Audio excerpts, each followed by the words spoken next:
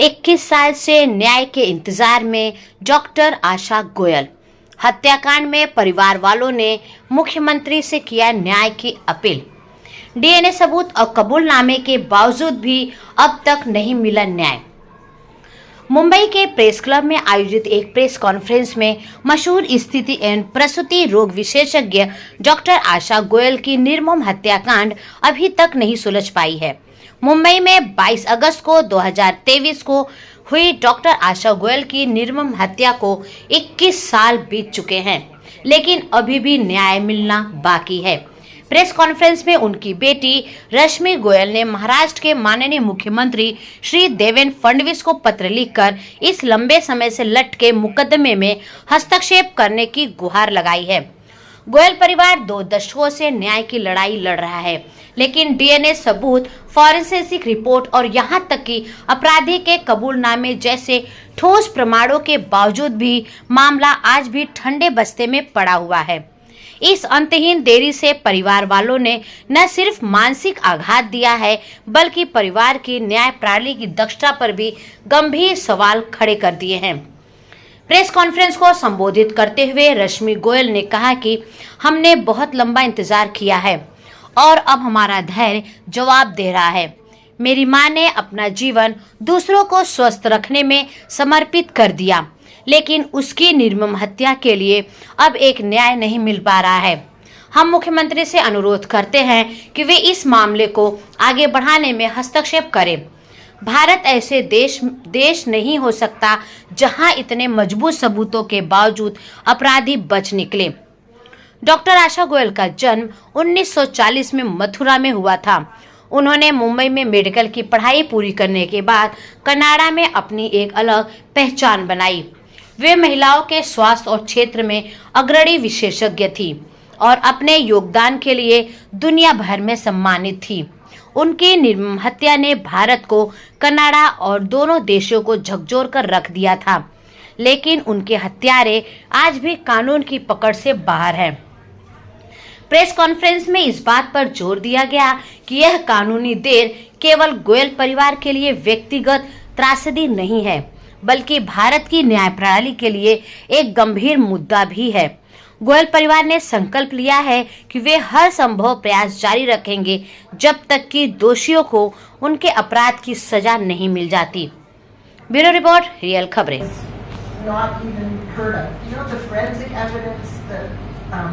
Getting the cooperation of the government of Canada to test items so that we have clear DNA evidence against the accused. I think that was really remarkable. But I'm not familiar with exactly what else could have been done. You know, I feel like they worked very hard and they've done they've achieved a lot.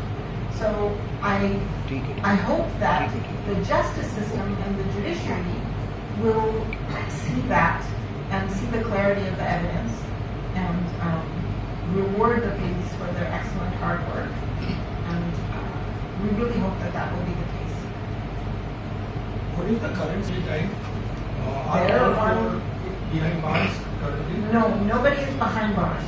They're all on bail, which is very disturbing. What was the motive behind this? It was the property dispute. So it was the 2 brothers. This is from what we know from what the police have told us. The property dispute between where the 2 brothers decided to disinherit the youngest brother. My mother was fighting for the rights of her youngest brother, and the 4 sisters all joined together and said, "We all want you to give the youngest brother his share." But the 2 older brothers didn't want to do that. And so on the very last night before she was to return home, they decided that she had to be silenced. And this was the way they chose to do that. They hired people. And I tell this to people, especially whenever I come to India and I'm talking to people about it, when they hear that it was about property, people shake their heads as though, oh, yes, this happened. How can this happen?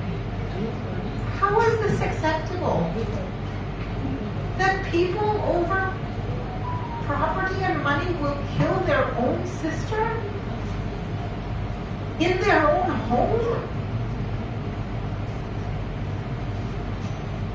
When my father heard the results of the autopsy, he broke down crying. They kicked her. They kicked her. Can you imagine a life partner knowing that the last moments of his wife's life were to be on the ground brutalized?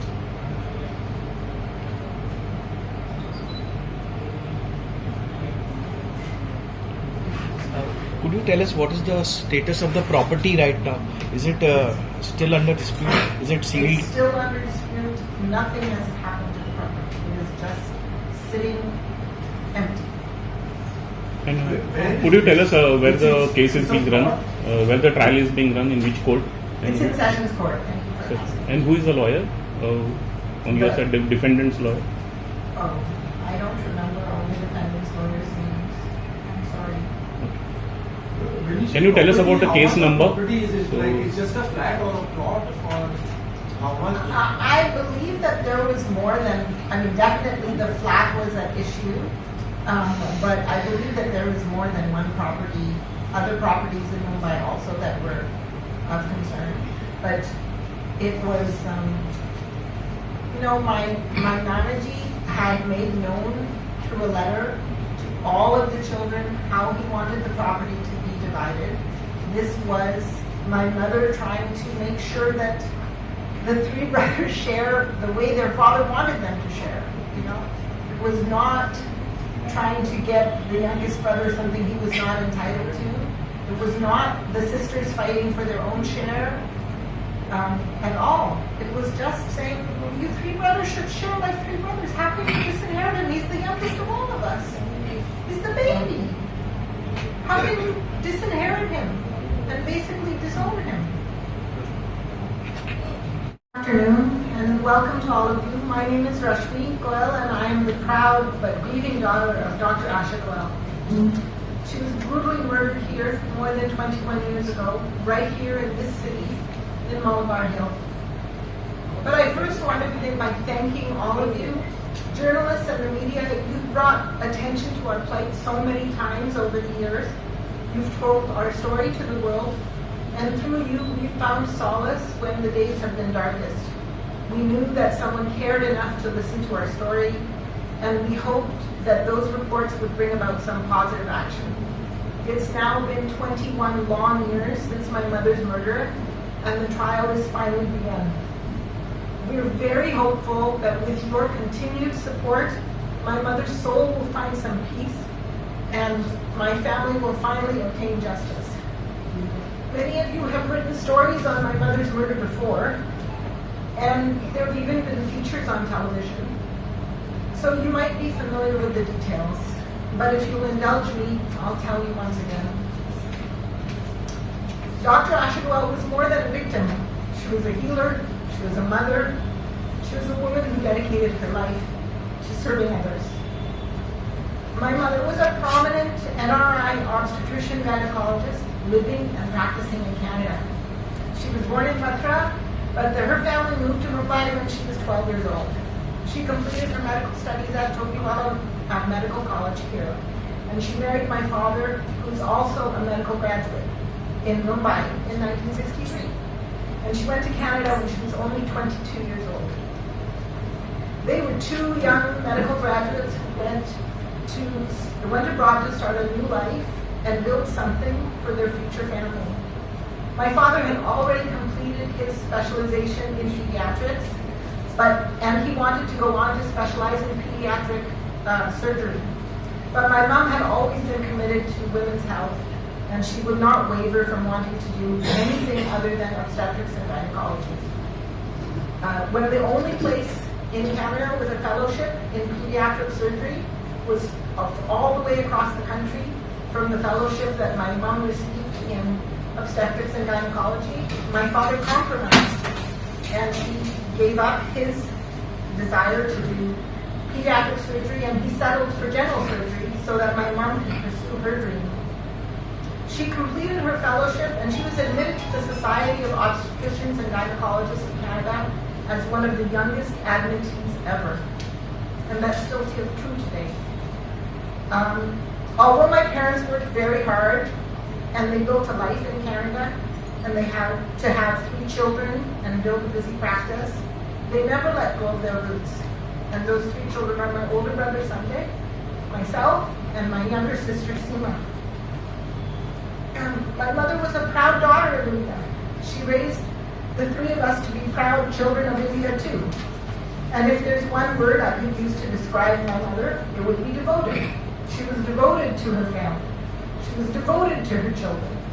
She was devoted to her patients and her practice at the hospital. She worked incredibly hard, many times 7 days a week, 14 hours, 16-hour days. She delivered over 10,000 babies in her career. And she said a blessing over every life that she welcomed into the world. And patients will tell you this. They remember that when their baby was born, my mother softly stopped and whispered a blessing into that child's ear to welcome them into the world. She was the one who handled all the high-risk pregnancies and all the most difficult cases. She saved countless babies and mothers. There are children who were named after my mother, even from American families, where their daughters are named Asha, because my mother saved a child that people thought could not be saved. Everyone who knew her knew how much she genuinely cared. Some of her patients would drive 3 or 4 hours to see her because they weren't comfortable with a male doctor, or they weren't comfortable explaining their full hour each way every week to see patients, almost all of Indian origin, in a clinic dedicated to immigrant women. And